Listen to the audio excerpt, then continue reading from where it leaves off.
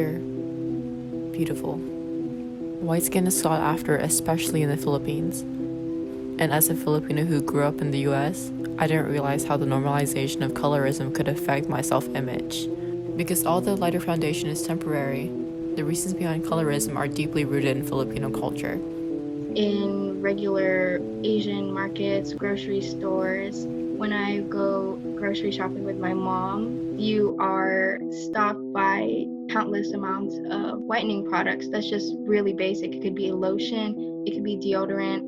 Every single product has whitening products in it. And these products perpetrate and reflect the nation's beauty ideals. Makes my skin whiter, healthier, younger looking. I'm at my most beautiful, but must be placenta white. But do Filipino Americans experience that same mentality too? Like many other countries, colonialism also affects the US. But there are significant efforts of diversification that the Philippines lacks. So therefore, the US may be seen as comparatively progressive. However, the US isn't perfect, and it's possible to receive criticism even from family members.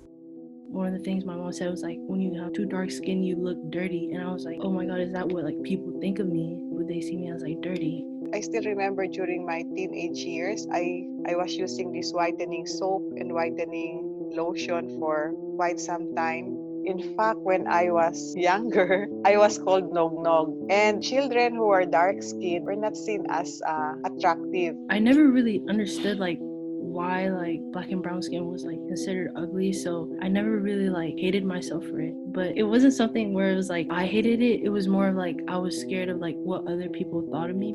When you are lighter compared to majority of Filipinos, you are brought up, you are like praised by older generations. They give you the attention and they're just always complimenting you, and it's just so weird because like my sister, she's darker than me, and when I see like my grandma or something, she's always like, oh, you're so white, and my sister's just standing there.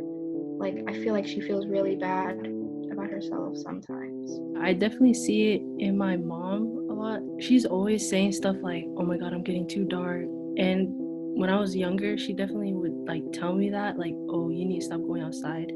But then I feel like as I got older, I started telling her like, oh, you know, like having brown skin or dark skin isn't like a bad thing, you know. I definitely see it. It's still like something that she deals with. And I feel like it's in the older generation more because this is something that they've grown up with. Really easy to just reverse that, you know. They're celebrities, they're idols. I feel like they don't really talk about appreciation for your skin, so they don't really hear that from like those people they look up to.